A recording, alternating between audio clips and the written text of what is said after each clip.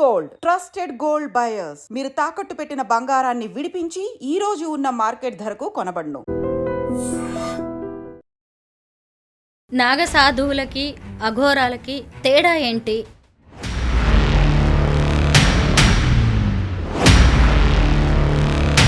అలాగే వీళ్ళు మహాకుంభమేళా సమయాల్లోనే ఎందుకు? నేను Swaroopa Potlapalli. Welcome to I dream.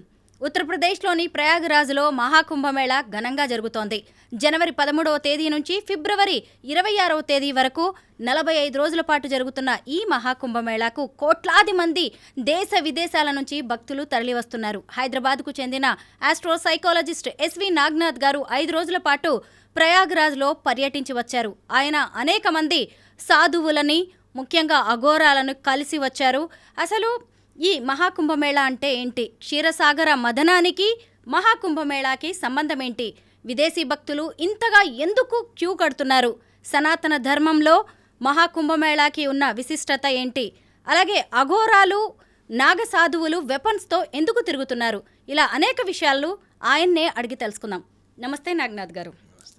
ముందుగా కుంభమేళా విశిష్టత ఏంటి అనే దాంతో మనం ఈరోజు ఈ ఇంటర్వ్యూని స్టార్ట్ చేద్దాం. మహాకుంభమేళా ప్రాశస్త్యం ఏంటో తెలియజేయండి. నేను ఒక ప్రొఫెషనల్ సైకాలజిస్ట్ని, అంటే కరడుగట్టినటువంటి సైకాలజిస్ట్ని. అంటే నేను దేంట్లో అయినా కానీ వాళ్ళు ఏ పని చేసినా దాని వెనక ఉన్నటువంటి మానసిక స్థితి ఏంటి, మానసిక స్థితికి అతీతమైనది ఏమైనా ఉందా అనే 2 కోణాల్లో నేను ఆలోచిస్తాను. ఎందుకంటే మీకు ముందుగా ఈ విషయం చెప్పాలి. మీరు అన్నారు ఒక కుంభమేళ యొక్క విశిష్టత సనాతన ధర్మము అని చెప్పారు. నేను కూడా సనాతన ధర్మానికి సంబంధించినటువంటి ఒక సైనికుడిని. Though I'm a practitioning psychologist, deep inside of mine you can say that I'm a fanatic Sanatan inside, deep inside. So సనాతన ధర్మంలో మనకి కొన్ని వేల సంవత్సరాల నుంచి కూడా ఈ కుంభమేళ యొక్క పరంపర ఉంది. మనకి పెరిఫరల్గా చూసినా కానీ 7th century నుంచి కూడా మనకి దీనికి సంబంధించినటువంటి హిస్టరీ కూడా ఉంది కుంభమేళ. అయితే కుంభమేళ అన్నది నా దృష్టిలో, నేను అక్కడ టైం స్పెండ్ చేసి వచ్చాను కాశీలో. కుంభమేళతో సంబంధం లేకుండా కూడా నేను కాశీకి అనేక సార్లు వెళ్ళాను. నాకంటూ అక్కడ ఒక సొసైటీ కూడా ఉంది. అంటే నన్ను ఫాలో అయ్యేవాళ్ళు, సలహాలు తీసుకునేవాళ్ళు, రెగ్యులర్గా నేను వెళ్ళినప్పుడు కలిసిన వాళ్ళు, నాకు అక్కడ అకామిడేషన్ కూడా ఫ్రీగా ఇచ్చే స్థాయిలో నాకు అక్కడ పరిచయాలు ఉన్నాయి. అయితే నాకు అర్థమైంది నేను చెప్తున్నాను మీకు. కుంభమేళ అంటే మన భారతీయ సనాతన ధర్మంలో ఉన్నటువంటి గొప్ప విషయం ఏంటి అంటే, మన ఋషులు, మునులు, మన యొక్క యాన్సెస్టర్స్ అంటాం మనం. అంటే ఋషి పరంపర. ప్రపంచ దేశాల్లో మీరు అన్ని దేశాలతో ముఖ్యంగా మీరు పోల్చి చూస్తే మన భారతదేశానికి పుణ్యభూమి అని ఎందుకు ఉంది? ఎందుకు అంటే ప్రపంచానికి శాస్త్రీయ పరిజ్ఞానాన్ని, శాస్త్రీయపరమైనటువంటి ఆలోచనలు మనకి వెస్టర్న్ కంట్రీస్ నుంచి వచ్చినాయి చాలా మటుకు. సైంటిఫిక్ రీసెర్చ్ కానీ, సైంటిఫిక్ అనాలిసిస్ అన్నది కూడా మనం ఎక్కువగా మాట్లాడుకుంటే వెస్టర్న్ కంట్రీస్ నుంచి ఎక్కువ మాట్లాడతాం. సైన్స్ అండ్ టెక్నాలజీ డెవలప్ చేసింది కూడా వాళ్ళే అని కూడా ఇప్పటికి కూడా చాలామంది చెప్పుకుంటారు. అది నిజమా అబద్ధం అన్నది that is a different topic. కానీ భారతదేశానికి వచ్చేటప్పటికి ఏం చెప్తారు? ఇక్కడ మతము, ఆచారాలు, సంస్కృతి, భిన్నమైనటువంటి పద్ధతులు, స్వేచ్ఛా జీవితం, ఆధ్యాత్మికత, యోగా, మెడిటేషన్, ధ్యానం, కర్మ సిద్ధాంతం. ఓకే, ఇవన్నింటిని కూడా మనము చూడాలి అంటే భారతదేశానికి రావాల్సిందే. అదే మీరు వెస్టర్న్ కంట్రీస్ డెవలప్ చేసినటువంటి సైన్స్ అండ్ టెక్నాలజీతో మనం ఇవాళ మనం ప్రోగ్రామ్ చేస్తున్నాం. ఇది కూడా మనకి టెక్నాలజీ నుంచి డెవలప్ అయినటువంటిది మనం చేస్తున్నాం. అంటే సైన్స్ అండ్ టెక్నాలజీ నుంచి మనం ప్రపంచాన్ని చూడొచ్చు, ప్రపంచాన్ని భిన్నమైనటువంటి కోణంలో మనము అనుభూతి పొందొచ్చు. కానీ there is a world, there is a cosmos with in our self. Science and టెక్నాలజీతో మీరు బయట ప్రపంచాన్ని చూస్తే అంతర్గతంగా ఉన్నటువంటి ఒక కాస్మస్ ఎనర్జీ, ఒక deep inside personality, beyond mind, beyond intellect, beyond 5 senses. ఈ యొక్క ఆలోచన విధానాన్ని మనకి కొన్ని వేల సంవత్సరాల కిందనే మన ఋషులు ఈ ప్రపంచానికి ఇచ్చినటువంటి ఒక బహుమతి. ఆ బహుమతి అని ఎందుకు చెప్తున్నానంటే, వాళ్ళ శరీరాలు ధ్యానంలో ఉన్నప్పుడు నలిగిపోయి, కాలిపోయి, తుప్పు పట్టిపోయి, చెదలు పట్టిపోయిన స్థితిలో కూడా వాళ్ళు ఇంద్రియ నిగ్రహాన్ని కోల్పోకుండా సాధించినటువంటి సంపత్తి ఏదన్నా ఉంది అంటే అదే ధార్మికత. That is called the spirituality.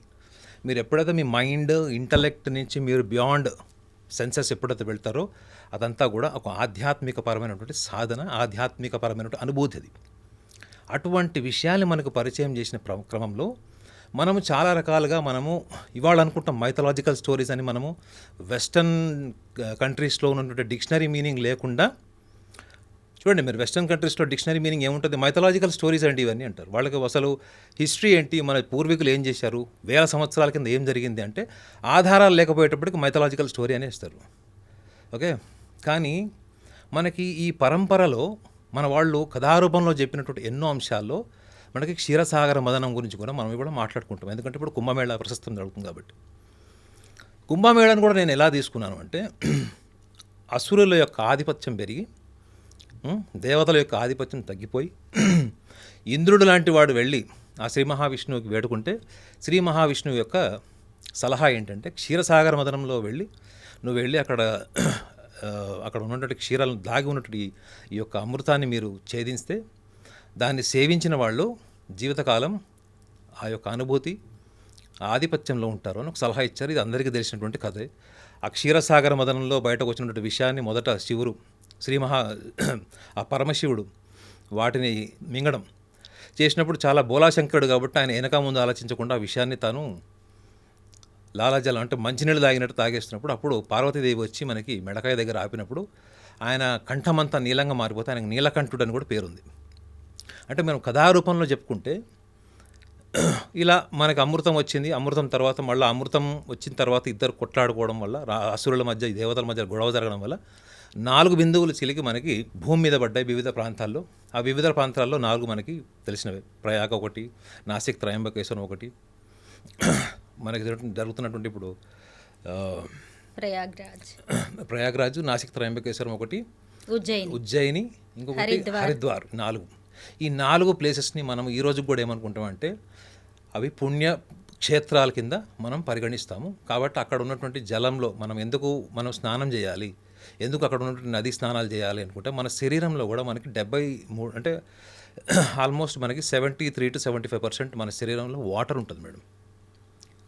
ఈ వాటర్ యొక్క ఇంపాక్ట్ ఏంటి అంటే మనకి మనం నదిలో ఎప్పుడైతే స్నానం చేస్తామో మన శరీరంలో ఉన్నటువంటి ఈ యొక్క మనలో ఉన్న వాటర్ కంటెంట్ ఏదైతే ఉందో మనము కాస్మిక్గా చెప్పుకోవాలంటే అంటే సైంటిఫిక్గా కాకుండా కాస్మికలీ అంటే మనం ఆధ్యాత్మిక పరంగా ఒక అనుభూతి పరంగా చెప్పుకోవాలి. ఎందుకంటే అనుభూతి అనేది సబ్జెక్టివ్ అవుతుంది, అది ఆబ్జెక్టివ్ కాదు. కాబట్టి సో ఈ స్నానం చేయడం వల్ల ఒక పుణ్యకార్యము మనకి, ఈ పుణ్యకార్యము అని ఎందుకు చెప్పారు అన్నది చాలా ఇంపార్టెంట్ విషయం. మీరు ఎవరినైనా వెళ్ళడం ఏంటంటే వాళ్ళు నమ్మకం రూపంలోనే చెప్తారు. ఇవాళ ఇన్ని కోట్ల మంది అక్కడ స్నానం చేస్తున్నారు, వాళ్ళని మీరు వెళ్ళడగండి ఎందుకు వచ్చారు సార్ మీరు ఏంటంటే ఈ టైంలో మనము కుంభమేళలో స్నానం చేస్తే మనకి తెలియకుండా చేసినటువంటి పాపాలన్నీ కూడా నశించిపోయి మనం కొత్త జీవితాన్ని, కొత్త అనుభూతిని, కొత్త ఆలోచనని లేదా కొత్త రకమైనటువంటి కర్మలను ఆచరించేటువంటి జీవితాన్ని కూడా మనం గడిపేటువంటి అవకాశం ఉంటుందని చెప్తారు. మీరు ఎందుకు?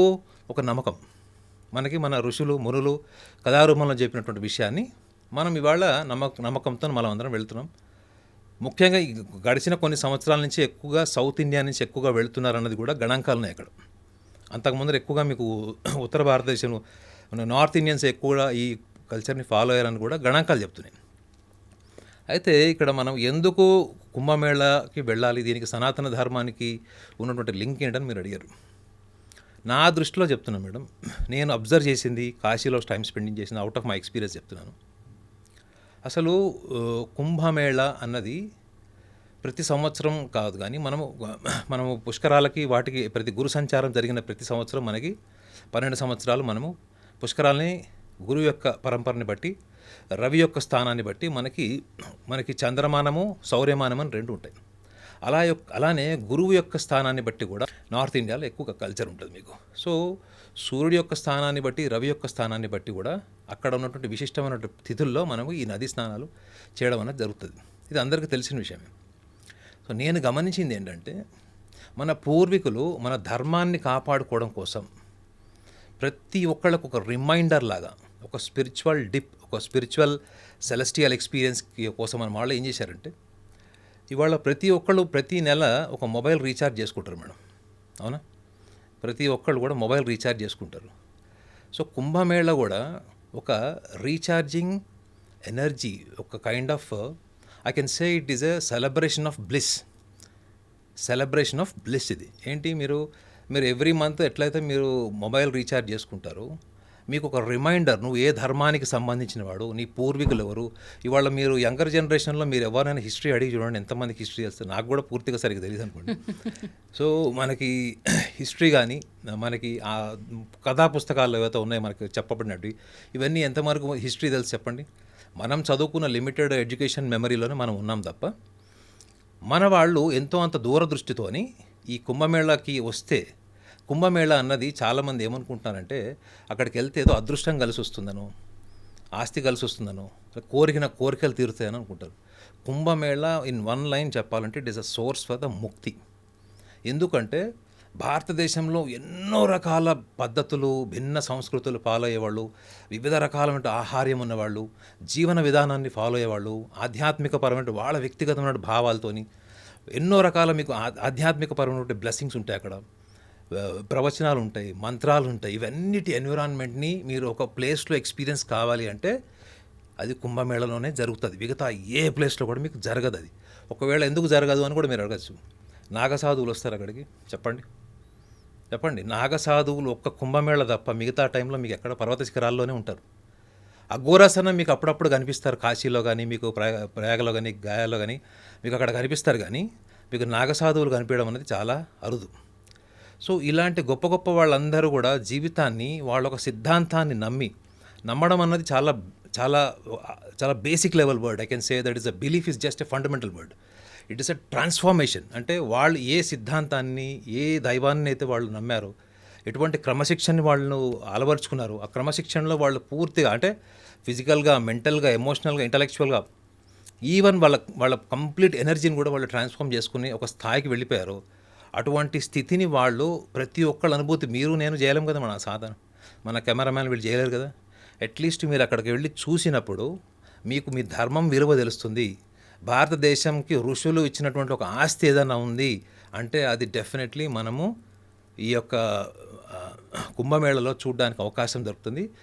Beside the Ksheerasagara Mathanam story, there is an experience, physical experience during the Kumbh Mela time. అందులో మీకు కుంభమేళా టైంలో మీకు కనపడిన ఒక అద్భుతమైన అనుభూతి ఏంటంటే, మనం రొటీన్గా, మెకానికల్గా, కార్పొరేట్ ఒక సివిలైజ్డ్ సొసైటీలో నుంచి ఒక ఎక్స్పీరియన్షియల్ సొసైటీలోకి వెళ్తాం. మనకు అన్ని రకాల ఆశ్చర్యకరమైన విషయాలు కనపడతాయి. నాగసాధువులు బట్టలు లేకుండా ఉంటారు, ఏదో చిన్న ఒక కండువా లాంటిది ఏదో అది కూడా అంత మందిలోకి వస్తారు కాబట్టి వాళ్ళు కట్టుకుంటారు. లేదా చాలామంది అయితే అసలు లేని కూడా లేరు, నేను చూశాను కదా, ఎవరు అసలు నగ్నంగా ఉన్నారు.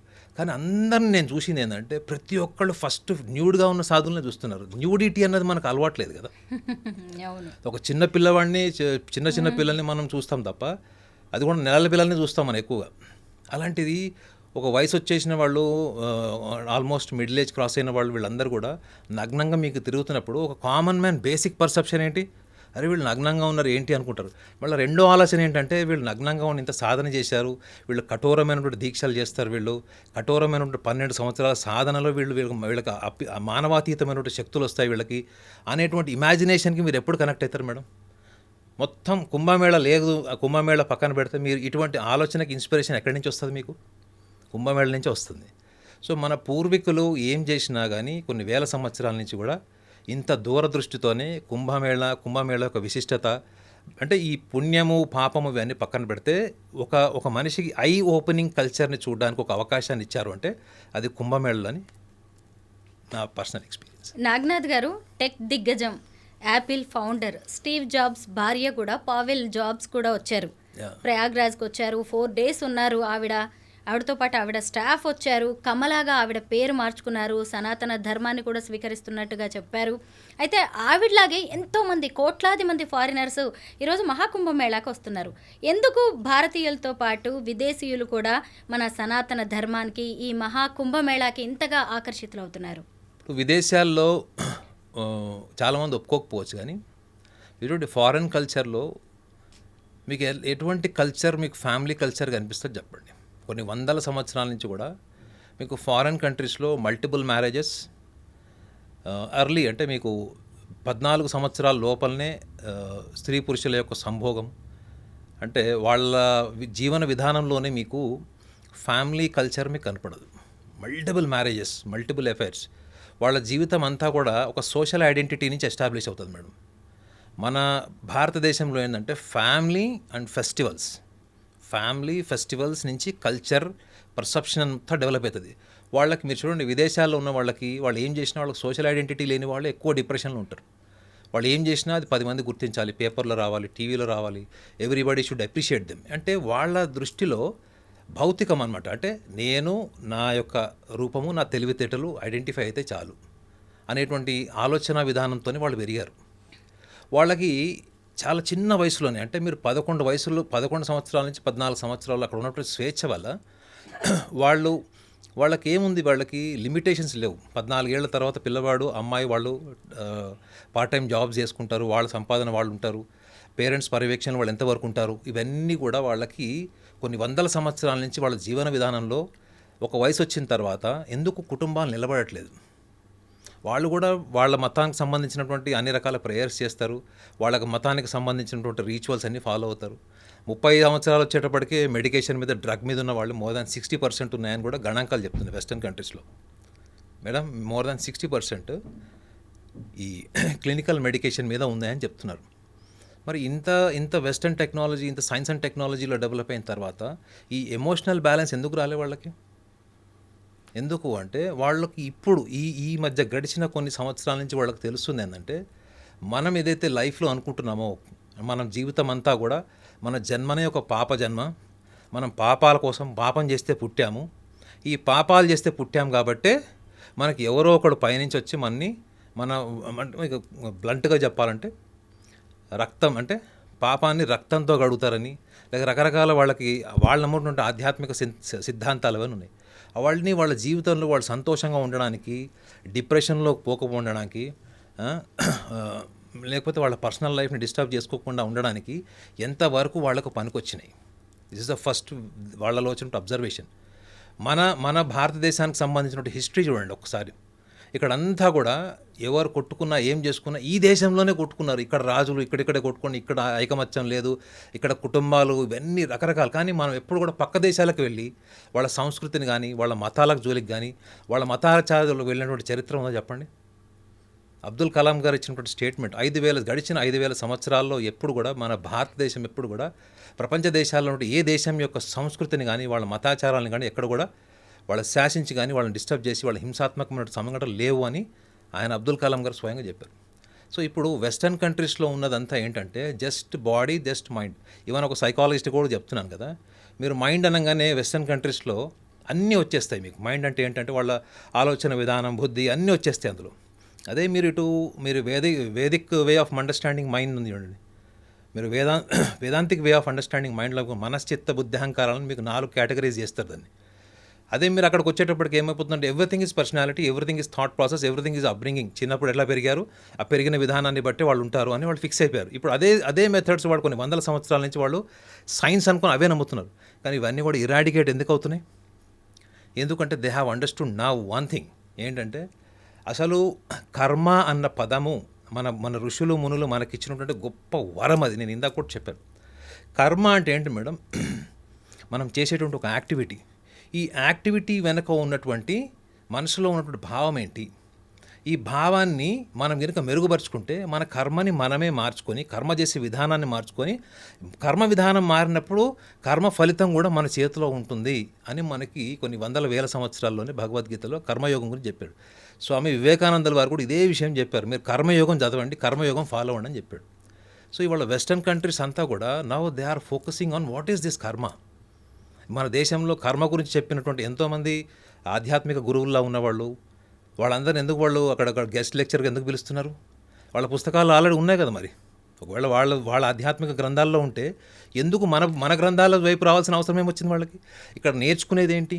స్వేచ్ఛ, నిర్బంధం లేదు. ఇక్కడ మన భారతదేశంలో ఉన్నటువంటి గొప్పతనం ఏంటంటే ధార్మికత, ఆధ్యాత్మికతలో ఒకటే ఇంట్లో 4 పిల్లల్లో 2 నాస్తికులుగా ఉండొచ్చు, 2 ఆస్తికులుగా ఉండొచ్చు.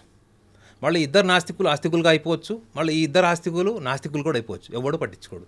పోనీ మీరు నాస్తికులుగా నుంచి మళ్ళీ ఆస్తికులుగా వచ్చారంటే దానికి ఒక ప్రొసీజర్ ఏం లేదు, దానికి ఒక ప్రాసెస్ లేదు. మీరు నీళ్ళల్లో మునగాలి, కొండ మించి దూకాలి, ఇట్లాంటివి ఏమీ లేవు. If you can simply say that I believe in this God. 4 దేవుళ్ళు నమ్ముతారు.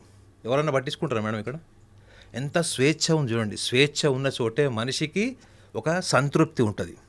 వాళ్ళ ఆ స్వేచ్ఛని కోరుకుంటూ ఈ నిర్బంధితమైనటువంటి ఆంక్షలతో కూడినటువంటి ధార్మిక జీవితాన్ని వదులుకొని ఈ స్వేచ్ఛలో ఏముంది, ఈ స్వేచ్ఛ ఎక్కడి నుంచి వచ్చింది వీళ్ళకి, వీళ్ళ పూర్వీకులు ఏం నేర్పించారు వీళ్ళకి, ఆ సంస్కృతి ఏంటి అసలు, వీళ్ళందరూ ఎందుకు వేల సంవత్సరాల కిందనే శరీరం అన్నది చాలా తుచ్చమైనది.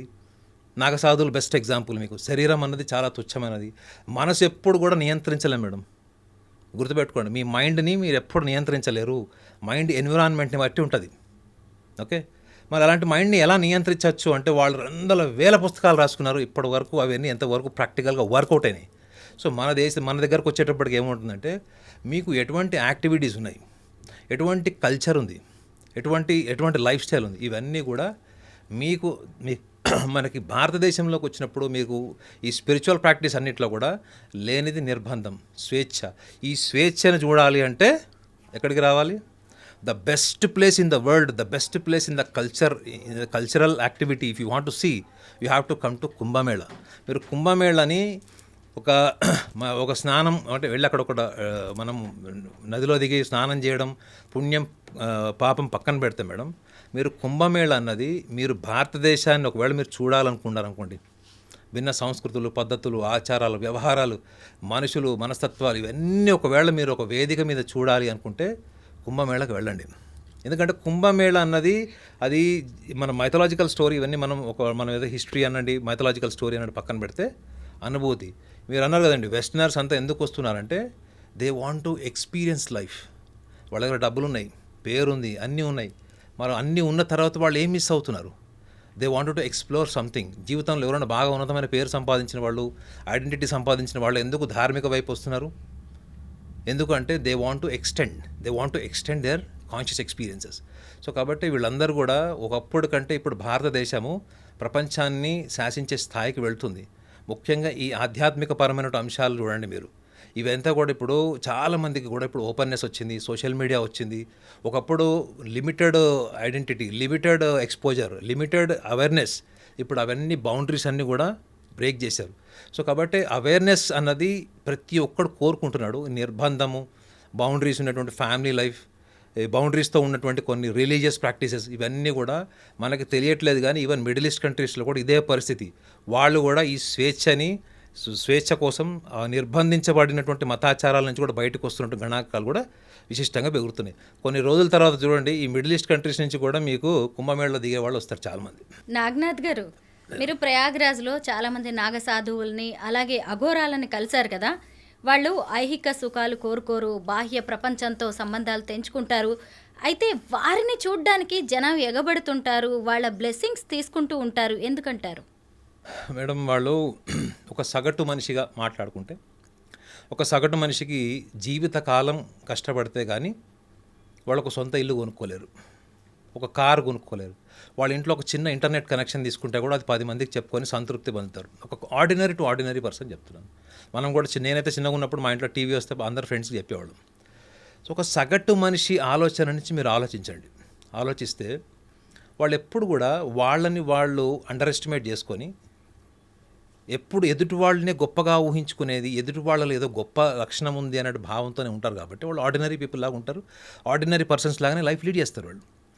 కానీ ఎప్పుడైతే వాళ్ళు ఈ నాగసాధువులు కానీ అఘోరాస్ని చూసినప్పుడు ఫస్ట్ ఒక స్పెల్ బౌండ్ ఏంటంటే వాళ్ళని చూసిన తర్వాత వీళ్ళు ఆల్రెడీ కొన్ని నమ్మకాలు ఉంటాయి. ఏంటంటే వీళ్ళు సాధువులు, అవధూతలు, వీళ్ళందరూ కూడా మానవాతీతమైన శక్తులు ఉంటాయి, వీళ్ళకి అతీంద్రియమైన శక్తులు ఉంటాయి. వీళ్ళని మనం దర్శనం చేసుకుంటే మన జీవితంలో మనం కోరుకునేది ఏదైనా ఆబ్జెక్టివిటీ, మెటీరియలిజం అనండి, ఆబ్జెక్టివిటీ అనండి, అది ఇల్లు కావచ్చు, పెళ్ళి కావచ్చు, పిల్లలు కావచ్చు, పుట్టిన పిల్లలకు ఆటిజం ప్రాబ్లం ఉండొచ్చు, లేదా ఉద్యోగాలు రాకపోవడం, వ్యాపారాలు, ఏదన్నా కానివ్వండి, వాళ్ళ మనసులో నిరంతరం అదొకటే ఆలోచన ఉంటుంది మేడం. 24 hours వాళ్ళలో ఏముంటుందంటే ఆ ఉన్న ఎగ్జిస్టింగ్ కండిషన్స్ నుంచి నేను బయటపడాలి అంటే వాళ్ళకు తోచిన అన్ని ప్రయత్నాలు చేస్తారు. ఇప్పుడు ఈ నాగసాధువుల దగ్గర బ్లెస్సింగ్స్ తీసుకునే వాళ్ళని కూడా నేను చూశాను. వాళ్ళకి డబ్బులు ఇచ్చి వీళ్ళని చీదరించుకొని వదిలేసినా కానీ వీళ్ళు వెనకబడి కాళ్ళు పట్టుకొని వాళ్ళని చేస్తే కూడా వాళ్ళు తిరగబడి తిట్టి మందలించిన వాళ్ళని కూడా నేను చూశాను. కానీ ఒక ఆర్డినరీ పర్సన్కి ఏముంటుంది థింకింగ్, ఆ జీవితం ఈరోజు మారుతుంది, ఈ రోజు నడిచిన అదృష్ట దురదృష్టాలు మారిపోతాయి నాకు, అది కేవలం ఒక ఆశ మాత్రమే మేడం. అసలు నేను ఇందాక కూడా చెప్పా కదా, మన కుంభమేళకు వెళ్ళినటువంటి ప్రాసెస్ కానీ పర్పస్ కానీ ఏదైనా ఉంది అంటే కూడా ఈ మెటీరియలిస్టిక్ లైఫ్లో నుంచి మీరు లిబరేట్ అయిపోవడం, అంటే మోక్ష మార్గంలో వెళ్ళడం, లేదా మోక్షానికి దగ్గరగా వెళ్ళాలి, లేదా సంసార బంధనాల్లో నుంచి మీరు బయటపడాలి. ఈ ఐడియాలజీతోనే కదా మీరు అందరూ అక్కడికి కుంభమేళ అన్నది తెలియదు. కానీ ఒక ఆర్డినరీ పర్సన్కి ఆ ఇంటలెక్చువల్ థింకింగ్, ఇంటలెక్చువల్ బెంట్ ఉండదు మేడం. ఆర్డినరీ పర్సన్ ఎప్పుడు కూడా తన జీవితంలో తను సంతోషంగా ఉండాలి, కుటుంబాన్ని సంతోషంగా ఉంచాలనేటువంటి ఆర్థిక స్తోమతను పెంచుకోవడానికి ప్రయత్నం చేస్తాడు తప్ప, అవతల వాళ్ళు ఏంటంటే వాళ్ళు బ్రహ్మచర్యం పాటించి కఠోరమైనటువంటి సాధన చేసి 12 ఏళ్ళు ఆ సాధన ప్రాసెస్ అంతా కూడా చాలా భయంకరంగా ఉంటుంది. అది ఊహించుకోవడానికే ఒక సగటు మనిషికి కుదరదు అది. అలాంటి కఠోరమైన దీక్షలు చేసి బ్రహ్మచర్యం పాటించి సంసార బంధనాలు చాలా చిన్న వయసులోనే వదులుకొని మళ్ళీ ఈ యొక్క జన్మజన్మ రాహిత్యం, జన్మజన్మల పరంపర, ఈ జన్మజన్మ రాహిత్యం కోరుకునేటువంటి స్థాయిలో వాళ్ళకి వెళ్ళి వీళ్ళు అడగడం వల్ల అప్పటికి కొంతమంది నాగసాధువులు కానీ, కొంతమంది అఘోరాస్ కానీ వీళ్ళని బ్లెస్ చేసినటువంటి వాళ్ళని కూడా నేను చూశాను. కొంతమందిని అంటే వాళ్ళని చీదరించుకోకుండా, ఏమనకుండా, ఎక్కువ మాట్లాడకుండా వాళ్ళకి బ్లెస్ చేసే వాళ్ళని కొడుకున్నారు. ఎందుకు? వీళ్ళు ఎంతో దూరం నుంచి ప్రయాసాలు చేసుకొచ్చి నదీ స్నానంతో పాటు వీళ్ళని కూడా కలవచ్చు ఈ టైంలో అన్నటువంటి ఒక ఆశతో వస్తారు చూడండి. ఎంతో అంత మానవత్వం ఏదో ఉండడం వల్ల కొంచెం బ్లెస్ చేస్తారు. కానీ ఆర్డినరీ పర్సన్ ఎప్పుడైనా ఒకటి అర్థం చేసుకోవాలి ఏంటంటే, వాళ్ళు ఏదైతే తుచ్చమైన జీవితం అని వదిలేశారో ఆ జీవితం వెనకబడి నీ వల్ల కానిది వాళ్ళ దగ్గరికి వెళ్ళినప్పుడు నువ్వు నేర్చుకోవాల్సింది ఏంటి? ఈ తుచ్చమైన జీవితాన్ని భావోద్వేగాల పరంగా, మానసికంగా నేను ఎలా వదిలేసుకోవాలి అనే ఆలోచనకు మీరు వెళ్తారా, వాళ్ళని కూడా మీరు ఇటువైపు లాగుతారా? సో కాబట్టి ఆర్డినరీ పర్సన్ ఎప్పుడు కూడా ఆర్డినరీ పర్సన్ లాగానే ఆలోచిస్తాడు. వాళ్ళలో ఏం రిఫ్లెక్షన్ కూడా ఉండదు. ఆయన ఒకవేళ ఆశీర్వదించాడా లేదా, ఆశీర్వదించి వదిలేశాడా, అవన్నీ పట్టించుకోడు. వాళ్ళు ఆ కుంభమేళ నుంచి ఇంటికి వచ్చిన తర్వాత వాళ్ళకి ఏం కలిసి వచ్చింది, ఒకవేళ వాళ్ళకి ఏదైనా కలిసి వచ్చింది అనుకోండి, వాళ్ళు ఏమనుకుంటారు, అమ్మా ఆ స్వామివారు బ్లెస్ చేశారు, ఒక ఫోటో తీసి ఇంట్లో పెట్టుకుందామని ఆ దేవుడి పటాల్లో అదొక పటం కూడా ఉండి చాలామంది నేను చూశాను. అట్లాంటి వాళ్ళని కూడా బాబాల్లాగా పెట్టుకున్న వాళ్ళు కూడా కొన్ని వేల కుటుంబాలు కూడా వాళ్ళు ఆరాధ్యంగా భావిస్తారు. అంటే మన భారతదేశంలో గొప్పతనం అదే మేడం. మన జీవితంలో ఏదైనా మార్పు వస్తే వాళ్ళని చాలా దీర్ఘకాలంగా గుర్తుపెట్టుకుంటారు. ముఖ్యంగా ఈ స్వాముల్ని, వాళ్ళని చాలామందిని, సాధువుల్ని కూడా ఎక్కువ గుర్తుపెట్టుకుంటారు ఇక్కడ. నాగ సాధువులకి అఘోరాలకి తేడా ఏంటి? అలాగే వీళ్ళు మహాకుంభమేళ సమయాల్లోనే ఎందుకు బయటకు వస్తారు? మిగతా సమయాల్లో వాళ్ళు ఎక్కడ ఉంటారు? నాగసాధువులు అఘోరీస్కి లైఫ్ స్టైల్లో కొంత చేంజ్ ఉంటుందండి. నాగసాధువులు ఒక రకంగా చెప్పాలంటే వాళ్ళు ఎక్కువగా చాలా డీప్ మెడిటేషన్ ప్రాసెస్లోనే వాళ్ళు ఉంటారు. మీకు ఎక్కడ బయట కనపడరు. ఒక కుంభమేళ టైంలోనే ఆ శిఖరాగ్ర పర్వతాల నుంచి వస్తారు వాళ్ళు తప్ప, ఎక్కడ నుంచి మన హిమాలయాస్ అక్కడ ఉన్నటువంటి ఎన్విరాన్మెంట్ నుంచి వస్తారు తప్ప బయటికి మీకు అదర్వైజ్ మీకు వాళ్ళు ఎక్కువ కనపడరు. అఘోరాస్కి ఏంటంటే వాళ్ళు శివుడుకున్నటువంటి పంచముఖాలు, 5 ముఖాల్లో అఘోర ముఖం కూడా ఒకటి చాలా వైబ్రెంట్గా, చాలా అగ్రెసివ్గా ఉంటుంది అన్నది కూడా వీళ్ళ ఐడియాలజీ. రెండోది, వీళ్ళందరూ కూడా అఘోరీస్ అందరూ కూడా మేము శివుళ్ళము అని, మేమే శివుడు అని భావిస్తారు వాళ్ళు. అహం బ్రహ్మాస్మి అని, మేనే శివుడు అని చెప్పి మాట్లాడతారు వాళ్ళు. వాళ్ళని శివుడు వేరు, మేము వేరు అని చెప్పారు. అంటే ఒక రకంగా చెప్పాలంటే అది నేను దేవుడు అని చెప్పుకుంటుంటే నార్సిసిజం కింద మనం తీసుకోలేం. అదేంటంటే వాళ్ళ ట్రాన్స్ఫర్మేషన్ అది. That's what they believe. నేను తలుచుకుంటే ఏదైనా చేయగలుగుతాను. అందుకే చూడండి, మీకు నాగసాధువులు, అఘోరాలు వాళ్ళు ప్రపంచానికి చాలా దూరంగా ఉండి కూడా ధర్మాన్ని కాపాడుతారు అని కూడా మనకి చాలామందికి లిటరేచర్ ఇన్ఫర్మేషన్ ఉంటుంది. ధర్మాన్ని ఎక్కడెక్కడో కూర్చొని ఎలా కాపాడతారు అంటే కూడా ఈ నాగసాధుల జీవన విధానంలో ఎక్కువగా మీకు మెడిటేషన్ ప్రాసెస్ ఎక్కువ కనిపిస్తుంది. వీళ్ళకు ఉన్న ఆహార వ్యవహారాల్లో ఇద్దరు నాన్ వెజిటేరియన్ తింటారు. కానీ అఘోరాస్ ఏంటంటే వాళ్ళు ఆల్కహాల్ని, మాంసంని ఎక్కువగా వాళ్ళ ఆచారంలో వాడతారు, ఆచార వ్యవహారాలు వాడతారు. నాగసాధువులు హ్యూమన్ ఫ్లెష్ కానీ, హ్యూమన్ మజిల్ కానీ తిన్నట్టు హిస్టరీ లేదు. కానీ అఘోరాస్ మాత్రం దాన్ని ప్రాక్టీస్ చేస్తారు. తినే ప్రాసెస్ చెప్పా కదా మీకు, అది పూర్తిగా నమిలి మనం ఇంట్లో మంచూరియా తిని పీల్చి మింగేలాగైతే చెయ్యరు. అది కేవలం, నేను గతంలో కూడా ఒకసారి చెప్పాను, ఒక శవం మీద వాళ్ళు చేసేటువంటి క్షుద్ర పూజలు కానీ, వాళ్ళ స్టేట్ ఆఫ్ మంత్రోపచారణ ఉంటుంది వాళ్ళు చేసేటువంటిది. ఆ కల్ట్ అంతా కూడా ఏంటంటే వాళ్ళు ఈ ఫియర్ ఆఫ్ డెత్ ఏదైతే ఉంటుందో వాళ్ళకి అన్కాన్షియస్లీ, అది పోగొట్టడానికి కోసం వాళ్ళు చేసేటువంటి ప్రక్రియ. ముఖ్యంగా నాగసాధువుల్లో మీకు కనిపించింది ఏంటంటే ఫియర్ ఆఫ్ డెత్ కనపడదు మీకు. రెండోది, వాళ్ళు నగ్నంగా తిరుగుతారు. వాళ్ళు నిజంగా చెప్పాలంటే ఇప్పుడున్నటువంటి సనాతన ధర్మంలో అందరూ తెలుసుకోవాల్సిన విషయం ఒకటి కూడా చెప్పాలి మేడం, మీరు అడిగిన ప్రశ్నలో యాడింగ్ పాయింట్ ఇంకోటి ఏంటంటే, అసలు వాళ్ళు నగ్నంగా తిరుగుతుంటే మనం చూసి నవ్వుకోవడమో లేకపోతే సర్ప్రైజ్ అవ్వడం కాదండి. ఒక్కసారి ఆలోచించండి, మనము రూపానికి, అలంకరణకి, బ్యూటీ కాన్షియస్కి ఎంత అలవాటు పడిపోయామంటే అది లేకుండా మనం ఉండలేనటువంటి స్థితికి మనం వెళ్ళిపోయాం. వాళ్ళు దాన్ని ఎందుకు వాళ్ళు వస్త్రం లేకుండా ఎందుకు తిరుగుతున్నారు, వాళ్ళు బట్టలు లేకుండా నేకడికి ఎందుకు తిరుగుతున్నారు, మొత్తం ఎముకలు కొరికేసేటువంటి చలి ఉన్నటువంటి పర్వతాల్లో కూడా వాళ్ళు కేవలం బట్టలు లేకుండా అక్కడ తిరుగుతున్నారు వాళ్ళు. సో వాళ్ళు ఎటువంటి స్థితిని పొందారు వాళ్ళు అన్న ఆలోచన కన్నా ఎక్కువగా వాళ్ళు నగ్నంగా ఉన్నారన్నది మాత్రమే ఎక్కువగా చాలామంది నేను చూసా కూడా అక్కడ వాళ్ళు మాట్లాడుకుంటుంటారు. రకరకాల అక్కడ టీ సెంటర్ల దగ్గర, కాఫీ సెంటర్ల దగ్గర వాళ్ళు మాట్లాడుకుంటూ కూడా నేను చూశాను. కానీ నిజంగా అది సగటు మనిషి ఆలోచన విధానం అంతా కూడా రూపం వరకు ఎందుకు ఉందంటే, మీరు ఇవాళ రోడ్డు మీద పూలు అమ్మాయిని కూడా అడగండి, మీరు షాంపూ ఏం వాడతారంటే బ్రాండ్ పేరు చెప్తుంది. సో మనము తెలుసుకోవాల్సింది ఏంటంటే, ముఖ్యంగా ఈ కుంభమేళ లాంటికి వెళ్ళినప్పుడు ఎందుకు నాగసాధువులకి సోషల్ ఐడెంటిటీ ఇష్టం లేదు, సోషల్ లైఫ్ ఇష్టం లేదు, సోషల్ గ్లామర్ ఇష్టం లేదు. పోనీ వాళ్ళు అక్కడ ఉన్నా కానీ వాళ్ళు ఏం చేస్తున్నారండి, ధర్మాన్ని కాపాడడానికి చరిత్రలో కూడా మీరు మొఘల్స్తో యుద్ధం చేసినటువంటి హిస్టరీ ఉంది, బ్రిటిషర్స్తో యుద్ధం చేసినటువంటి హిస్టరీ ఉంది. మరి వాళ్ళు అక్కడ ఉండి ధర్మాన్ని కాపాడడం కోసం వాళ్ళు యుద్ధం చేసేటువంటి మానసిక స్థితి, మానసిక సామర్థ్యం, ఆ శక్తి సామర్థ్యాలు ఉన్నప్పుడు ఇక్కడ కార్పొరేట్ లైఫ్లో ఉండి, కార్పొరేట్ లైఫ్ అంతా టెక్నాలజీ తెలిసి, కార్పొరేట్ గ్లామరస్ సివిలైజేషన్లో ఉన్న మనకి ఎందుకు we are so much concerned about our family అంటే మనము మన ఫ్యామిలీ వరకే మనం ఎందుకు ఆలోచిస్తున్నాం? ధర్మం గురించి ఆలోచించే స్థాయిలో నువ్వు కుంభమేళానికి వెళ్తే తప్ప అక్కడ ఒక స్పార్కింగ్ ఇన్స్పిరేషన్ అయితే తప్ప నీకు నీ ధర్మం ఏంటి, నీ చరిత్ర ఏంటి, నీ ఋషులు మునులు ఏం కష్టపడ్డారు అన్నదానికి ఒక ఇన్స్పిరేషన్ ఎవరో నాగసాధువును ఒక అఘోరిని చూస్తే తప్ప ఎందుకు రావట్లేదు నీకు? ప్రతి సనాతన ధర్మానికి సంబంధించిన ప్రతి వ్యక్తి కూడా ఒకటి కుంభమేళ ద్వారా తెలుసుకోవాల్సింది ఏంటంటే, వాళ్ళు ప్రతిసారి వాళ్ళు ఏదైతే మొబైల్ రీఛార్జ్ చేసుకుంటారో చూడండి, ఆ మొబైల్ రీఛార్జ్ చేసుకుంటున్నట్టు ప్రతి సంవత్సరం కూడా వాళ్ళు ఈ యొక్క విషయాన్ని వాళ్ళు మననం చేసుకోవాలి. ఏంటంటే, నేను నా ధర్మం కోసం ఏం చేశాను, నది స్నానం కాదు మేడం, మనం నా ధర్మం కోసం నేను ఏం చేశాను, నా ధర్మం కోసం నేను ఏం చేస్తున్నాను. ఈసారి కుంభమేళకి వెళ్ళాను, నెక్స్ట్ మళ్ళీ పుష్కరాలకు వాటికి వెళ్తాం. మనం వెళ్ళినప్పుడు నా ధర్మం గురించి నేను ఎంత తెలుసుకున్నాను, నా ధర్మం కోసం నేను ఏం త్యాగం చేస్తున్నాను, ఏం సాక్రిఫైస్ చేస్తున్నాను. ఒకవేళ నా దేశంలో నా ధర్మం కనుక బలహీన పడిపోతే నేను ఎటువంటి పరిస్థితుల్లో నేను బతకాల్సి వస్తుంది అనేటువంటి అవగాహనతోని ఈ కుంభమేళలో దర్శనం చేసుకున్నట్టు more than 40 to 50 crores anticipation ఉంది. సో వీళ్ళందరూ కూడా ముఖ్యంగా మన భారతీయ సనాతన ధర్మానికి సంబంధించిన వాళ్ళకి నేను చెప్పేది ఏంటంటే, నేను చెప్పడం ఏంటంటే నేను అనుభూతి పొందాను కాబట్టి నేను చెప్తున్నాను. మన ధర్మం కోసం మనం చేసేటువంటిది ఏంటి, మన ధర్మానికి మనం ఎంతవరకు మనం వాయిస్ రేజ్ చేస్తున్నాము, మనం ప్రశ్నిస్తున్నాము. ఇవాళ ఎన్ని గుళ్ళు ఊలగొడుతున్నారు చెప్పండి, ఎన్ని గుళ్ళు ఊలగొడుతున్నారు, ఎన్ని రకాల హిందువుల యొక్క సమాజాన్ని శాసిస్తున్నారు కొన్ని ప్లేసెస్లో. మనం కేవలం కుంభమేళకి వెళ్ళాము, స్నానం చేశాము, పుణ్యం తెచ్చుకున్నాము, మళ్ళీ ఫ్రెష్గా రీసైక్లింగ్ ప్రాసెస్ అయిపోయింది, ఇంకా మళ్ళీ కొత్తగా మనం కొత్త ఎనర్జీతో వచ్చాము. మళ్ళీ మన లైఫ్ దైనందిక జీవితం మళ్ళీ ఇవే రాగద్వేషాలు, ఇవే ఆస్తులు పంపకాలు, పెళ్ళి విడాకులు, ఈ యొక్క మైండ్ సెట్తో కాదు కదా మనం ఉండాల్సింది. ఈ లెవెల్ ఆఫ్ ట్రాన్స్ఫర్మేషన్ వాళ్ళు కోరుకుంటారు మేడం. ఎవరు? నాగసాధువులు కానీ అఘోరస్ కానీ వీళ్ళు ఇక్కడికి వచ్చి దర్శనం చేసుకొని వెళ్ళిన తర్వాత వాళ్ళు ఏం కోరుకుంటారు, వీళ్ళు వెళ్ళిన తర్వాత ఏమైనా మార్పు వచ్చిందా? ఎందుకు మేడం, వాళ్ళు ప్రకృతితో బతుకుతారు. మీరు వర్తమానంలో ఉంటారు, వాళ్ళు ప్రకృతి వాళ్ళని వర్తమానంలో ఉంచుతుంది.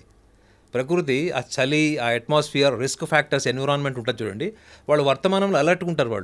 వాళ్ళకి వాళ్ళ భూత భవిష్యత్తు వర్తమాన కాలాల్లో వర్తమానంలో ఎక్కువ ఉండడం వల్ల వాళ్ళకి ఈ భౌతిక పరమైనటువంటి ప్రపంచక విషయాల మీద వాళ్ళకి ఇంట్రెస్ట్ ఉండదు. ఒక సగటు మనిషి ఎప్పుడు కూడా చూడండి, అయిపోయిన దాని గురించో లేకపోతే కావాల్సిన దాని గురించో, అంటే ఎటువంటి ఎవిడెన్స్ లేనట్టు ఫ్యూచర్ గురించి మాట్లాడతారు, కంట్రోల్ లేనట్టు పాస్ట్ గురించి మాట్లాడతారు. ఈ వర్తమానం గురించి వాళ్ళు మాట్లాడరు. కానీ మీరు అఘోరాస్తోని, మీరు నాగసాధువులతో కొంచెం సేపు మాట్లాడండి మేడం, మీరే మీ ఫ్లాష్ బ్యాక్ మర్చిపోతారు. మీకు యాంగ్జైటీ ఏదైతే ఉంటుందో ఫ్యూచర్ గురించి అది పోతుంది. సో ఆ state of complete conscious awareness ఉంటుంది చూడండి, ఆ స్థితికి మీరు వస్తారు. సో కాబట్టి నాగసాధువులు అఘోరాస్కి డిఫరెన్సెస్తో పాటు వాళ్ళ ప్రజెన్స్లో మీరు ఏం అనుభూతి పొందారన్నది కూడా వీళ్ళు ఎదురు చూడాలి తప్ప అక్కడికి వెళ్ళి వాళ్ళ నుంచి ఏదో ఒకటి భౌతికపరమైన ఆశించడం కూడదు. అది సనాతన ధర్మాన్ని ఫాలో అయ్యే వాళ్ళు తెలుసుకోవాలని నా ఉద్దేశం. నాగనాథ్ గారు, నాగసాధువులు అఘోరాలు నిర్భయంగా ఉంటారు, జీవితం మీద ఆశలు వదిలేసుకుని ఉంటారు. అలాంటి వాళ్ళు ఆయుధాలు పట్టుకొని ఎందుకు తిరుగుతూ ఉంటారు? ముఖ్యంగా వాళ్ళు గంజాయి, మాదక ద్రవ్యాలు వంటివి సేవించి మత్తులో ఉంటారని కూడా విన్నాను. ఇది ఎంతవరకు నిజం? మీరు కొంతమంది నాగసాధువులు అలాగే అఘోరాలతో కూడా మాట్లాడారు కదా, వాళ్ళు మీకేం చెప్పారు? మీరు ఏమన్నారు, ఆయుధాలతో ఎందుకు తిరుగుతారన్నారు? మీ దగ్గర ఒక ఆయుధం ఉంది మేడం, మనందరి దగ్గర ఒక ఆయుధం ఉంది. ఏంటి చెప్పండి? అది మనం అందరం కూడా ఒక ఆయుధంతో బతుకుతాం, కానీ అది వాడం. మనం వాడితే వాడతాము, లేకపోతే వాడము. ఒక చిన్న హింట్ కూడా ఇస్తాం, ఆ ఆయుధాన్ని మనం 5 ఏళ్లకు ఒకసారి వాడచ్చు. ఓటు ఏంటి చెప్పండి మేడం, ఎంత ఈజీగా చెప్తున్నారు. ఓటు అని ఆయుధం కదా, అవును. మీ ధర్మాన్ని కాపాడేటువంటి రాజకీయ నాయకుల్ని, దేశాన్ని కాపాడేటువంటి వాళ్ళు, భారతదేశ సంస్కృతి పద్ధతులు, భారతీయతని ప్రపంచానికి పరిచయం చేసేటువంటి భావోద్వేగాలు ఉన్న నాయకుల్ని మీరు ఎంచుకోకుండా అంటే ఆయుధము అంటే మీరు గుర్తుపెట్టుకోండి మేడం, మనం దేవతల గురించి, రాక్షసులు, అసురుల గురించి మనం మాట్లాడుకున్నాం. అసురులు అప్పుడే ఉన్నారా? ఇప్పుడు లేరా? మీరు చెప్పండి. ఇప్పుడు ఏం బాబు, ఇప్పుడు అసురులు లేరా మేడం? సనాతన ధర్మాన్ని విచ్ఛిన్నం చేయాలి, విడదీయాలి, నాశనం చేయాలి అనుకున్నాడు సెక్యులరిజం, సూడో ఎన్విరాన్మెంట్ ఒక తయారైంది చూడండి. ప్రతిరోజు మనం చూస్తుంటాం, మీడియాలో, సోషల్ మీడియాలో, ట్విట్టర్స్లో, అన్నిట్లో చూస్తాం. ఒక చిన్న విషయాన్ని రకరకాలుగా దాన్ని ముక్కలు చేసి ఏదో ఒక రకంగా ఈ ధర్మం అంతా కూడా మూర్ఖత్వానికో, అంధవిశ్వాసాలకో ఇదంతా కూడా నాంది అని ప్రచారం చేసేటువంటి వాళ్ళు. ఎంతమంది విదేశీ శక్తులు ఉంటే ఈ దేశంలో ఇంత మతం మార్పిడి జరుగుతుంది చెప్పండి. వాళ్ళు వీళ్ళందరూ ఎవరండి? వీళ్ళంతా కార్పొరేట్ అసురులు, కార్పొరేట్ రాక్షసులు వీళ్ళంతా. మరి వీళ్ళ మీద యుద్ధం చేయాల్సిన దేవతలు ఎవరు? మనమే. నిజమైన సనాతన ధర్మాన్ని నమ్మిన వాళ్ళు, ఆ ట్రాన్స్ఫార్మేషన్లకు వెళ్ళిన వాళ్ళు, వీళ్ళందరూ కూడా దేవుళ్ళే. వీళ్ళు యుద్ధం చేయాలి. మీరు అడిగిన ప్రశ్న ఏంటి, వీళ్ళు ఆయుధాలు ఎందుకు పట్టుకుంటారు అన్నది. మేడం, మీరు ఎప్పుడైనా అఘోరాస్ని, నాగసాధువుని పక్కన పెట్టి ఎవరైనా సాధువుని కలిసారా? ఒక సాధువు అనేవాడిని మీరు ఎంత పొలైట్గా, హంబుల్గా, న్యాచురల్గా మాట్లాడతారో అంతసేపు వింటాడు మేడం. మీరు ఎప్పుడైతే మీ ప్రెజుడిసెస్కి వెళ్ళి మీ ఆలోచనలే గొప్పవి, లేదా మీ ఆలోచనలే కరెక్టు, లేదా అవతల వాడిని విసిగిచ్చేలాగా మాట్లాడితే అదే సాధువు రివర్స్ అవుతాడు, తీడతాడు, లాగి కొట్టినా కొడతాడు. ఒక సాధువుకే నిజమైనటువంటి ధర్మ పరిరక్షణ, సందర్భ సహితమైనటువంటి ప్రవర్తన ఉంటుంది సాధువులకి. అంటే దొంగ సాధువుల గురించి నేను చెప్పట్లేదు, నిజమైన సాధువులకు ఉంటుంది. ఎందుకు? వాళ్ళు ఎప్పుడు కూడా ఏమి కోరుకోరు మేడం, ప్రపంచాన్ని నుంచి ఏమి కోరుకోరు. నిజమైన సాధువులు ఏమి కోరుకోరు. వాళ్ళు ఎంతవరకు వాళ్ళ స్థితి, వాళ్ళ స్టేట్ ఆఫ్ మైండ్లో ఉంటారు వాళ్ళు. సో అటువంటి వాళ్ళందరూ కేవలం రోజు పొద్దున్న సాయం దాకా అక్కడ ఒక ఎంటర్టైన్మెంట్ జోన్లో ఉండరు. ప్రతి నాగసాధువు, ప్రతి అఘోరికి కూడా ఆత్మరక్షణకు సంబంధించిన స్కిల్ ఒకటి ఉంటుంది. అంటే కత్తిసాము కానీ, కర్రసాము కానీ, ఇటువంటిది ఏదో ఒకటి ఉంటుంది మేడం. వాళ్ళు ఎందుకంటే కేవలం వాడు రోజు యుద్ధం చేయకపోవచ్చు, కానీ వాళ్ళు నివాసిస్తున్న ప్లేస్లో ఏదైనా యానిమల్స్ కానీ ఏమన్నా వాళ్ళని అటాక్ చేస్తే కూడా వాళ్ళ శరీరాన్ని, వాళ్ళ ప్రాణాన్ని వాళ్ళు కాపాడుకున్నటువంటి ఒక స్కిల్ వాళ్ళకు ఉంటుంది. సో మీకు ఏం మెసేజ్ వస్తుంది వాళ్ళ ద్వారా? మీ ప్రాణాలని మీరు రక్షించుకునేటువంటి స్థితిలో మీరు ఉన్నారా? తాగి డ్రంక్ అండ్ డ్రైవ్ చేసి ఇష్టం వచ్చినట్టు తిరిగి వేళ వాళ్ళని గుద్ది వీళ్ళు చనిపోయి కుటుంబాన్ని విచ్ఛిన్నం చేస్తున్నట్టు సమాజంలో మనం రోజు చూస్తున్నాం. అదే మీరు నాగసాధువుల్ని, అఘోరీస్ దగ్గర వాళ్ళు చరిత్ర మొత్తం చూడండి. వాళ్ళు ఎప్పుడు ధర్మానికి ఎప్పుడైతే ఒక ప్రమాదం జరిగే అవకాశం ఉంది అన్నప్పుడు వాళ్ళ చేతిలో ఉన్నటువంటి ఆయుధాలను తీశారు బయటికి. ఎందుకు తీశారు? ఆయుధం లేకుండా వెళ్తే వీళ్ళ ప్రాణాలు నిలబడతాయండి, ఎదుటివాడు ఆయుధంతో వస్తే. సో ఆయుధం చేతిలో ఉన్నప్పుడు అదొక సూచన ఏంటంటే, నేను అర్థం చేసుకుంది, మీరు సాధువులతో మాట్లాడారు కదా అన్నారు కదా, ఒక సైకాలజిస్ట్గా నేను మాట్లాడినప్పుడు నాకు అర్థమైంది ఏంటంటే, ఒక సాధువు అనేవాడు కేవలం బయట సమాజంలో తిరుగుతుంటే ఒక 10 మంది వచ్చి కొడితే ఏం చేస్తాడండి? తను ఏదైతే మంత్రం చదివితే వీళ్ళు మాయమైపోతారా? భౌతిక ప్రపంచంలో మీరు యుద్ధం చేయాల్సింది madam, that's what they wanted to say. కానీ వాళ్ళ ఆయుధాన్ని ఒకళ్ళని చంపడానికి కానీ, ఒకళ్ళని హింసించడానికి కానీ వాడరు. వాళ్ళు దేనికి వాడతారు? ఆత్మరక్షణకి, ప్రాణరక్షణ కోసం వాడతారు వాళ్ళు. సో మీరు అన్నారు వాళ్ళు గంజాయి తాగుతారు అన్నది. మీరు ఒకటి గుర్తుపెట్టుకోండి మేడం, గంజాయి తాగడం అన్నది సభ్య సమాజంలో ఏంటి? గంజాయి తాగుతున్నాడు మీ పిల్లవాడు, మీ అమ్మాయి గంజాయి తాగుతుంది, మీ గంజాయి సేవిస్తుంది, డ్రగ్ అడిక్షన్ అని చెప్తున్నారు. మీరు ఒకటి గుర్తుపెట్టుకోండి, మన సమాజంలో ఇంకా ఆ స్థాయి ఆలోచన లేదు, కానీ అర్థం చేసుకునే వాళ్ళు తక్కువ ఉండొచ్చు. మీ మానసికపరమైన ఆలోచనలు, మీరు చిన్నప్పటి నుంచి పుట్టి పెరిగిన వాతావరణము, మీకు ఏర్పడిన ఒక వ్యక్తిత్వము, ఒక బుద్ధి, వీటిలోనే మనం బతుకుతాం మేడం. మనకి ఇష్టాయిష్టాలతోనే మనం బతుకుతాం. మన ఇష్టాయిష్టాలన్నీ కూడా మనకు ఒక వ్యక్తిత్వాన్ని డెవలప్ చేస్తుంది. ఇది ఒక సగటు మనిషి నుంచి టాప్ సెలబ్రిటీకి ఉండేటువంటి మానసిక స్థితి. వాళ్ళు గంజాయి సేవించినప్పుడు వాళ్ళు ఏ స్టేట్లో ఉంటారు? వాళ్ళు ఈ భూత భవిష్యత్తు వర్తమాన కాలాలకి అతీతమైనటువంటి ఒక స్థితిలో ఉంటారు వాళ్ళు. కానీ వాళ్ళ గంజాయి సేవించి ఎప్పుడన్నా మాలస్ట్రేషన్ చేసిన కేసు ఏమన్నా చూసారా మీరు? ఒక యాంటీ సోషల్ యాక్టివిటీ చూసారా?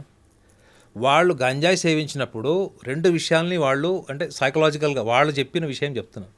ఏంటంటే, ఈ భావబంధాలన్నీ వదులుకొని వచ్చారు కదా మేడం వాళ్ళు.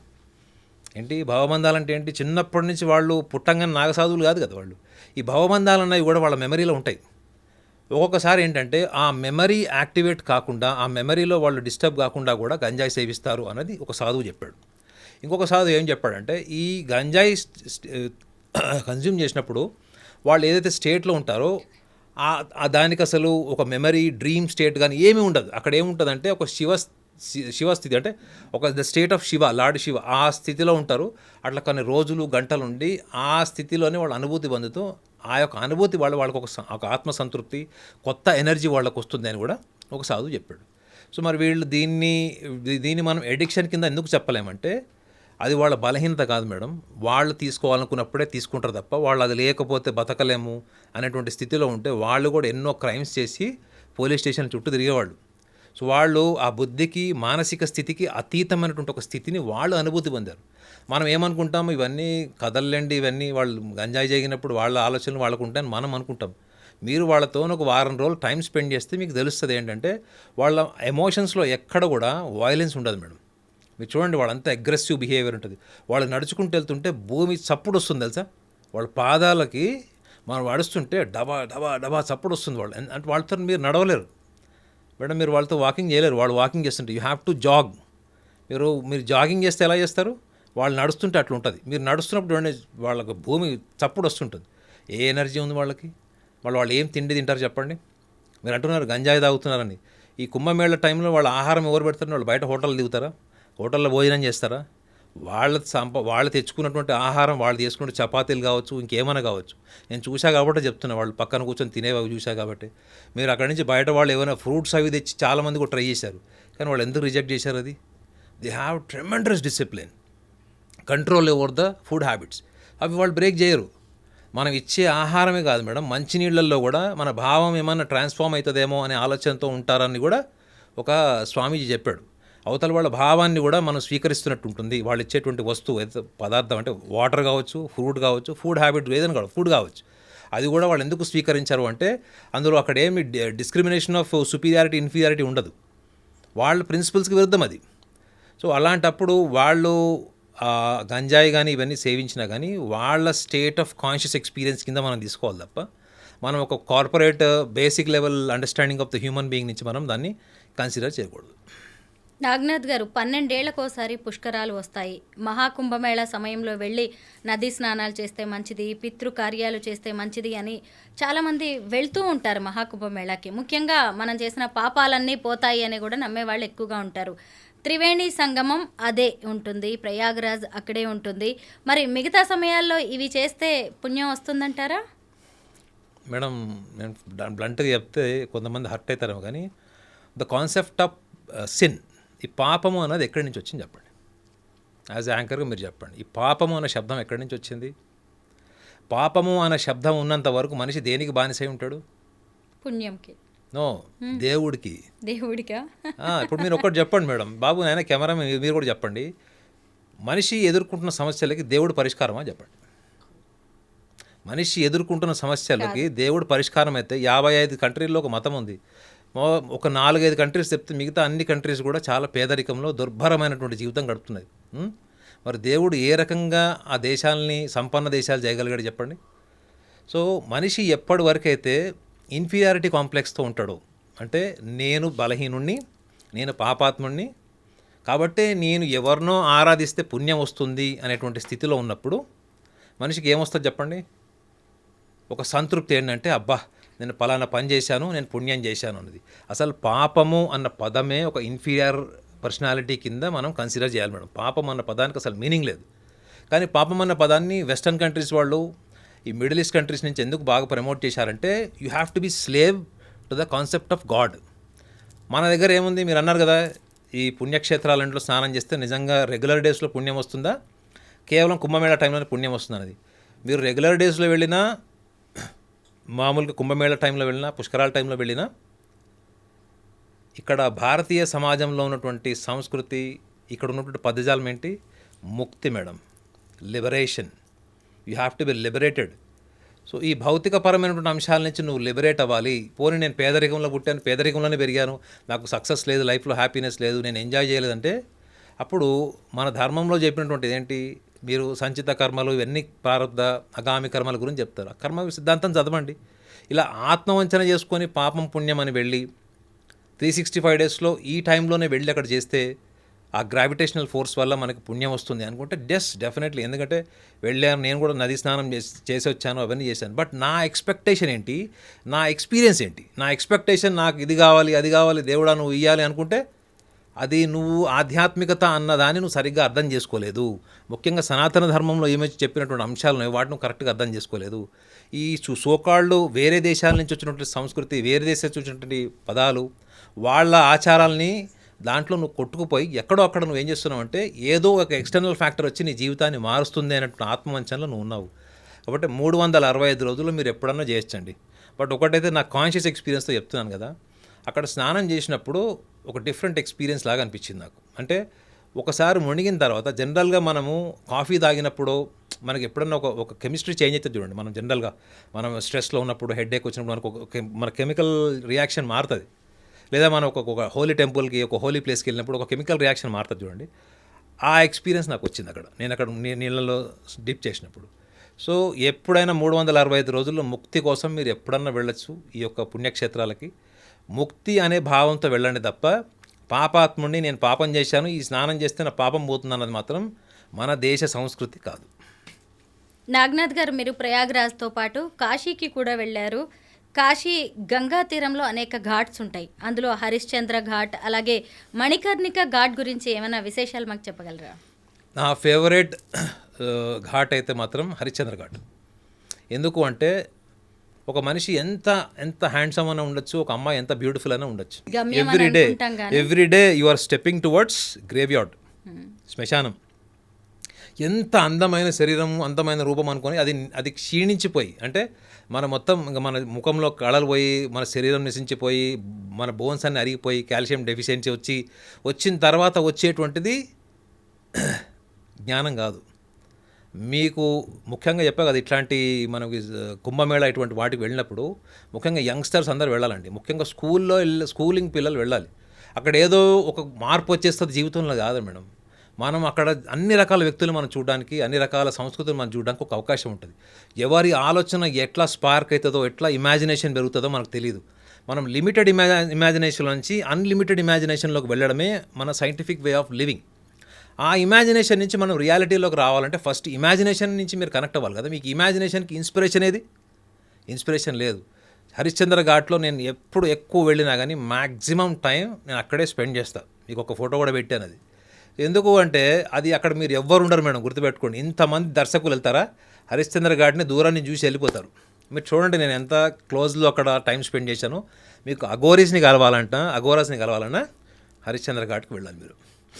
హరిశ్చంద్ర ఘాట్ దగ్గర వాళ్ళు శవాల కోసం ఎదురు చూస్తుంటారు, చెప్పా కదా మీకు. సో మీకు అక్కడ ఏంటంటే మీరు ఎంత ఊహల్లో ఉన్నా, మనసు ఎప్పుడు ఊహల్లో, ఒక ఫాల్ స్టేటస్లో, ఒక ఫిక్షన్లో, హాలుసినేషన్లో మనసు ఎప్పుడు ఆనందం పొందుతూ ఉంటుంది. కానీ ఏ రోజన్నా ఒక్క సంవత్సరంలో ఎప్పుడన్నా ఎవడని అనుకుంటాడండి నా లైఫ్ ఏదో ఒక రోజు ఈ భౌతిక రూపాన్ని వదిలేసి వెళ్ళిపోతాను, సావు రూపంలో నన్ను ఈ ప్రపంచాన్ని నుంచి నన్ను దూరం చేస్తుంది, భావబంధాల నుంచి దూరం చేస్తుందని ప్రతి మనిషి ఎవడన్నా ఒక్క సంవత్సరంలో ఒక్కసారని అనుకుంటాడా? ఎవ్వరు అనుకోరు. సో మీకు ఈ ఘాట్స్ మీరు ఎప్పుడైతే విజిట్ చేస్తారో మొత్తం మోర్ దాన్ 70+ ఘాట్స్ ఉన్నాయి అక్కడ. ప్రతి ఘాట్కి ఒక హిస్టరీ ఉంటుంది, వాళ్ళంతా ఎక్స్ప్లెయిన్ చేస్తూ ఉంటారు. అందులో ముఖ్యంగా ఈ హరిశ్చంద్ర ఘాట్ దగ్గరకు వచ్చేటప్పటికి అక్కడికి ఎవరు ఎక్కువ టైం స్పెండ్ చేయరు. ఒక రకంగా ఏమనుకుంటారంటే ఏదో నెగిటివ్ ఎనర్జీ వచ్చేస్తుంది అక్కడికి వచ్చిన తర్వాత. అక్కడ శవాలు కాలుతూనే ఉంటాయి, మీరు చూసే ఉంటారు. నేను ఒక ముద్రలో ఉన్నప్పుడు వెనక అక్కడ శవాలని దహనం కూడా అవుతున్నాయి అందులో. ఎందుకు అంటే మీరు భయపడకూడదు ఏంటంటే ఒక ఫియర్లెస్ లైఫ్ ఒకవేళ మీరు లీడ్ చేయాలి అంటే చావు భయం పోవాలి మేడం. అఘోరీసే వాళ్ళు ఎంత సాధన చేస్తారు ఈ ఫియర్ ఆఫ్ డెత్ ఓవర్కమ్ కావడం కోసం. ఎంత తురుంకానైనా కానీ చావు భయం ఉంటుంది. అందులో డెత్ ఎక్స్పీరియన్స్ మీరు చేయలేరు మేడం, ఎవరు చేయలేరు. ఎందుకంటే ఒకవేళ డెత్ ఎక్స్పీరియన్స్ అయిన తర్వాత ఆ మనిషి ఆ థియరీ రాయలేడు కదా. Once if I'm died I may be experiencing death, but what if I die I cannot write my experience. అవునా? కానీ మీకు ధ్యానంలో చావు అనే అనుభూతిని, డెత్ ఎక్స్పీరియన్స్ని కూడా చేయొచ్చు అని ఒక సాధువు చెప్పాడు ఇక్కడ ఈ హరిశ్చంద్ర ఘాట్ దగ్గర కలిసిన సాధువే చెప్పాడు. ధ్యానంలో even you can experience the death but you are still alive. ధ్యానంలో ఎక్స్పీరియన్స్లో నుంచి చావు అనే ఎక్స్పీరియన్స్ చేసి కూడా still you are alive. So దానివల్ల ఏమవుతుంది చెప్పండి, you will become more fearless.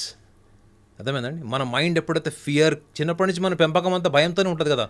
అన్నం తినకపోతే బెదిరిస్తారు, చదవకపోతే బెదిరిస్తారు, నువ్వు సరిగా బట్టలు వేసుకోకపోయినా బెదిరిస్తారు. సో భయం అన్నది మన పెంపకంలోనే ఉంటుంది. కాబట్టి ఈ భయాన్ని ఎలా అధిగమించాలి, మనము భయాన్ని అధిగమిస్తూ మన జీవితం ఎలా గడపాలి, అలాంటి భయం లేకుండా బతికే జీవితంలోనే ఎక్కువగా మనిషికి చైతన్యం వచ్చేటువంటి అవకాశం ఉంటుందని సాధువుల నమ్మకం. Thank you so much Naganath గారు. మహాకుంభమేళా గురించి తరతరాలకు ఉపయోగపడే ఎంతో విలువైన సమాచారాన్ని మాకు అందించారు. Thank you so much. Okay.